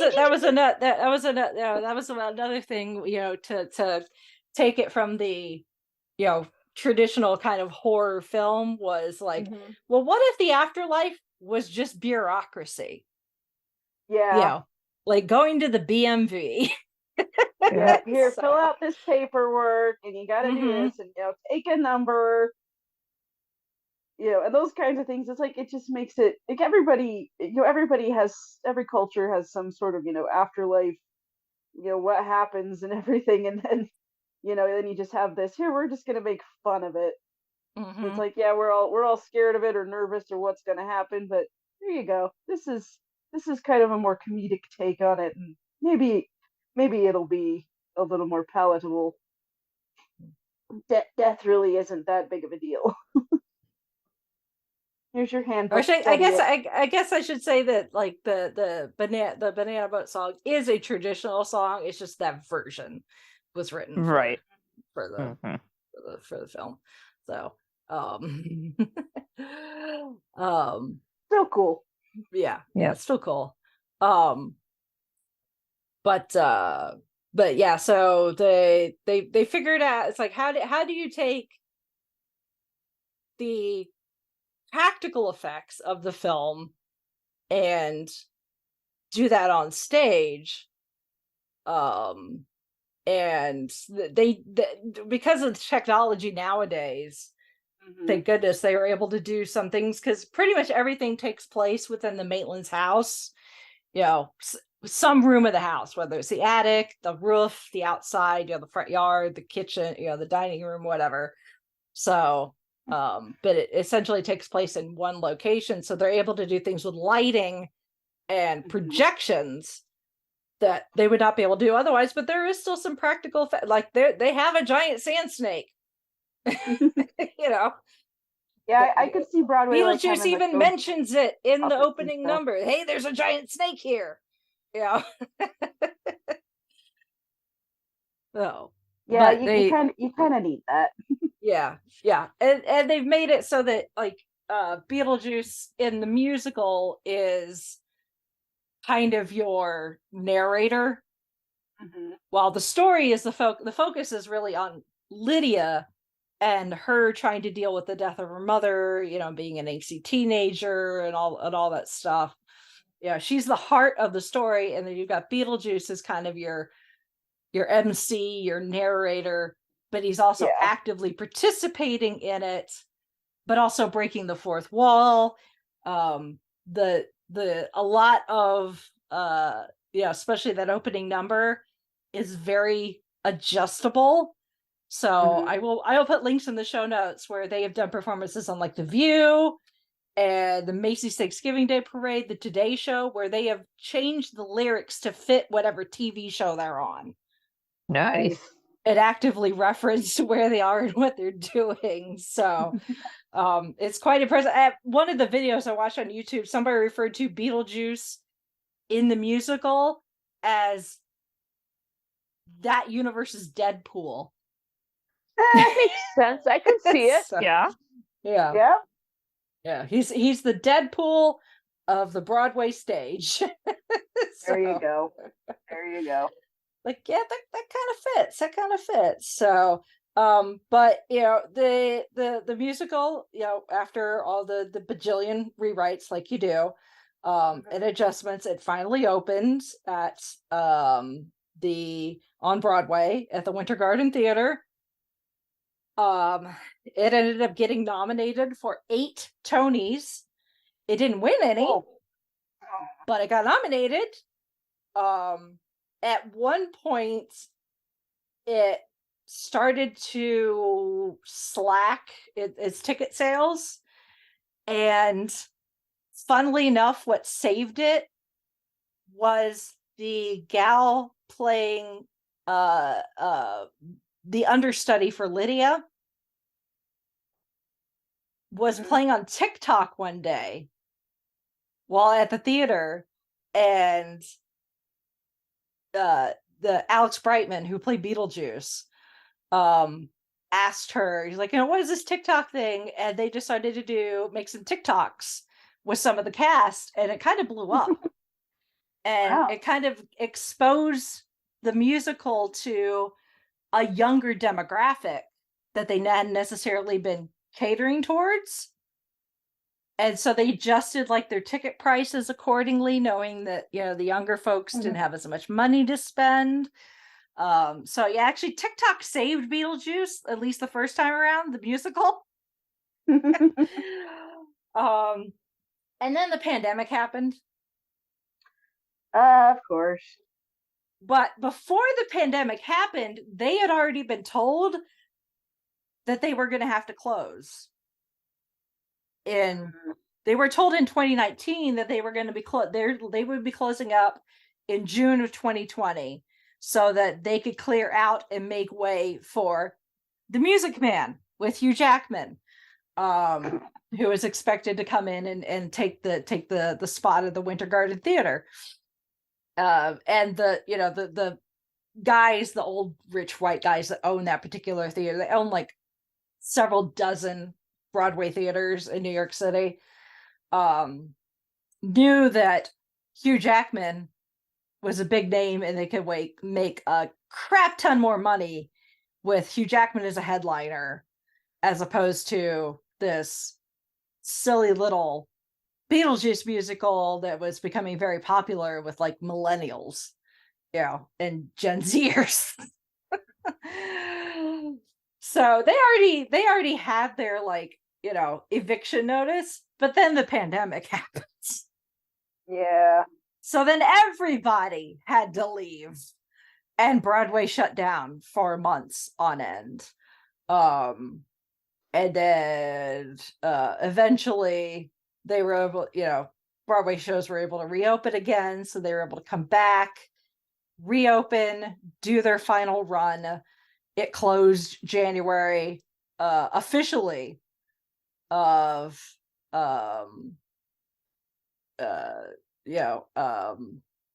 and then it officially closed January actually of this year, because they in between the pandemic, because of the pandemic, it actually kind of worked out in their favor, at least as far as when they would actually have to close. So they were able to move theaters to the Marquee Theater, and were able to reopen April of 2022, and then it officially closed this past January.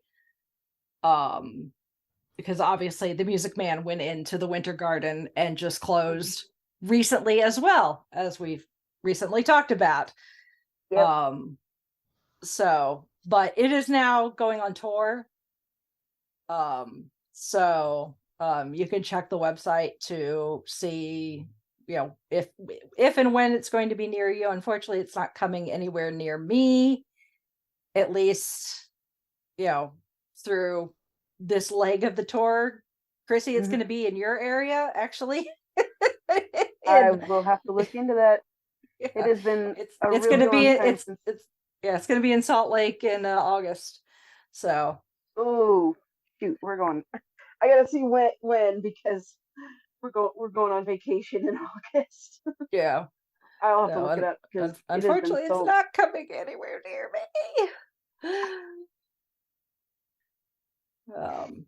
But yeah, so it's like, but I mean, for technically, I mean, it ran from 2018 to when the pandemic made it close, so not quite 2-ish years, and then another not quite year. Well, not the most spectacular run, but we did have a global pandemic in there, and from what I've seen, it's got a very, very strong following. Well, I mean, closing to go on tour is not a bad reason. Well, yes, yeah, that is very true. The fact that it's not just closed and suddenly people are like, well, no, I'll never get to see it, because you have to close on Broadway to be able to go on tour. That I guess that's like the 'Cause rule is there's- an yeah. active show on Broadway cannot also be on tour at the same time. I learned that from Shalane. So. Well, and some of us are probably don't have very, very high odds of making it to Broadway to actually see it. So that we is also appreciate it. very true. Yes, That we is very appreciate true. it when these tours happen and they come out and come see us out here in flyover country Mm-hmm. because we Yeah. like theater too. And in the meantime, you can listen to the cast soundtrack, which is on Spotify, and apparently was the most streamed Broadway cast album on Spotify at the time when it was released. Wow. Or I think not even just Spotify, on any like music streaming service. It was like the most streamed Broadway cast album at the time. So, and I can understand why. I mean, it's the music is very cool. It's not like one specific genre. It's got some ballads, it's got some funny bits. Beetlejuice being Beetlejuice, he just kind of can bounce around from one thing to another. Even in the opening number, he goes from it's kind of this big flashy opening number, welcome to a show about death, to being like a jazz lounge crooner to Mhm. Lydia. A lot of her music is kind of like what you'd expect, like an emo angsty goth teen to be like writing on their Mhm. acoustic guitar while they're holed up in their room. Yeah. So I looked up it's the good. dates. I looked up the dates for when they're coming to Salt Lake. That is actually the week we are going on vacation. Oh no! So I'm not even gonna be here to get tickets to go. No. We've already got the stuff booked and the whatever, the cabin booked and everything. So I'm like, Oh well, no. stink. Although apparently we are getting Les Mis in June and July. So Nice.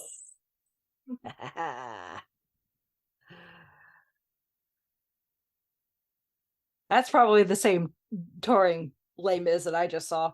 oh, I bet it is. Yeah. One of the cast members, he had family visiting, and they were standing out in the parking lot afterwards, and I heard him talking. One of the guys and he was saying, he's like, yeah, I'm signed on through like October of next year.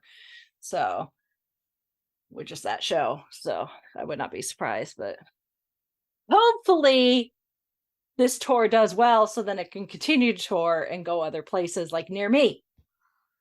There you go. Because I really want to see it.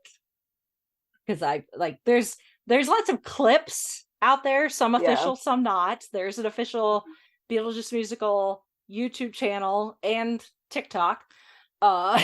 So you can find official stuff out there, you can find non-official stuff out there. I've yet to see anyone's like bootleg of the entire show.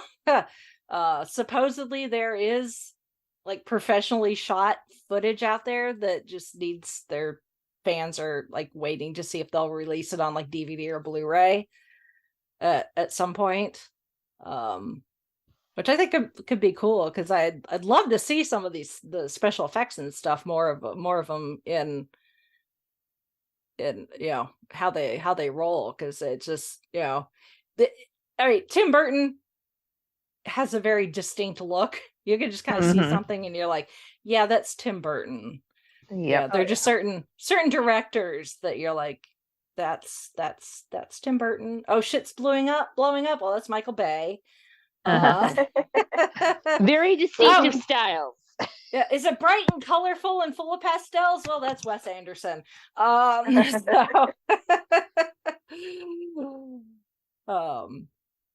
So yeah, but I've been listening to the cast soundtrack, and it sounds really cool. It's watching the clips, like I get the gist of what the show is. It's just I've yet to actually see it in person, but I hope that will change at some point in the future-ish couple years, maybe. Hopefully, people go see it so it can keep touring. Please.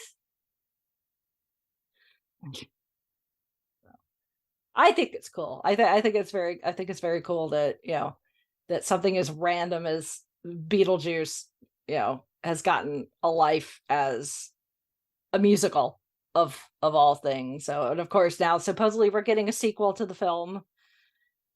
Supposedly Winona Ryder is going to return.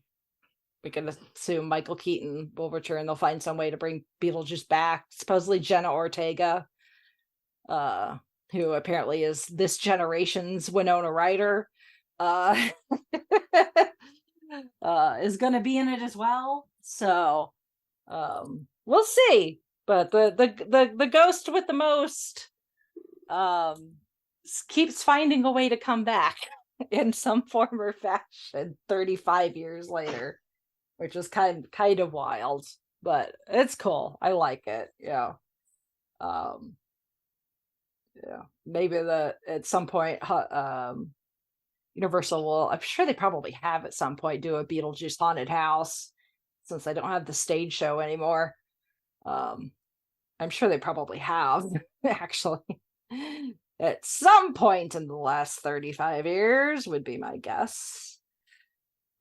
If they haven't, they need to get on that, because that's perfectly good. I mean, if you could turn Ghostbusters into a haunted house, you can turn Beetlejuice into a haunted house. Oh, I'm sure. So, but I'm not one for like scary movies and horror movies, but when they're campy, I can definitely enjoy it. So even if I'm still not a fan of grotesque stuff, when it's goofy and silly, it makes it a lot more enjoyable than just feeling like you're going to spend the next hour and a half, 2 hours waiting for your heart to explode out of your chest. Right. I hate that feeling. Yep, That's all she wrote for now. that is. Mhm. I think we've covered it. Until Oh, we get yes. the sequel, supposedly. Yeah. Whenever that happens. So Yep. there we go. Write it in Well, pencil, folks. Yes, of course. Well, if any of our listeners want to chime in with their thoughts on Beetlejuice in any of its incarnations, whether it's the film, the animated series, or the musical, if you've seen it on tour yet or are planning to, drop us some feedback. Our email address is fiveishfangirls@gmail.com, and our website is the5ishfangirls.com that has links to all of our social media, places you can leave comments and reviews. We're on all the major podcast feed catcher thingies, is a technical term. So whatever you like to listen to, we are there. And so leave us a review. And also, if you want to support us on Patreon, we have that option available as well. And a merch shop and a couple other things. So check that out on the website. And again, we thank you for listening and for sending in feedback and for all the ways you interact with us. It really helps us out, and we appreciate knowing that you are out there listening to our crazy ramblings, because we're fun that way. I get to the end and I'm like, and words are a thing. Unlike the Maitlands, we're not dead. So No, we are not. Although I still get freaked out when Barbara does that thing where she turns her face into a giant beak.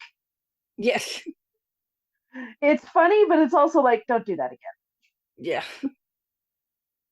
It is a little gross. Yes. But at the same time, it's like, that's what you thought of. Okay.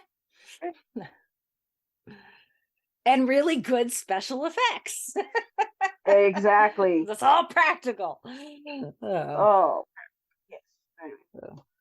All right. Don't say our name 3 times. Yeah. All right. So with that, we're going to sign off for this week. This is Chrissy saying goodnight from Salt Lake City. This is Holly from Wisconsin saying good evening. This is Rachel in the Netherworld. Beetlejuice. Beetlejuice.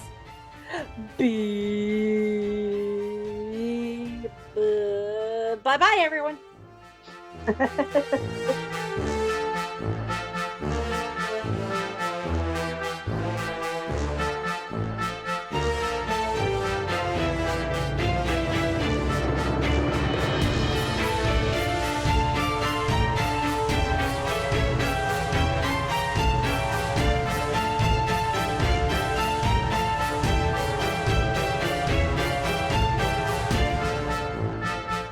Thank you for listening to the Five-ish Fangirls. Please visit the5ishfangirls.com for details on how to further support the show, along with information on our nonprofit, Fangirls Give Back. We love our Five-ish fam and appreciate all of your feedback, shares, and encouragement.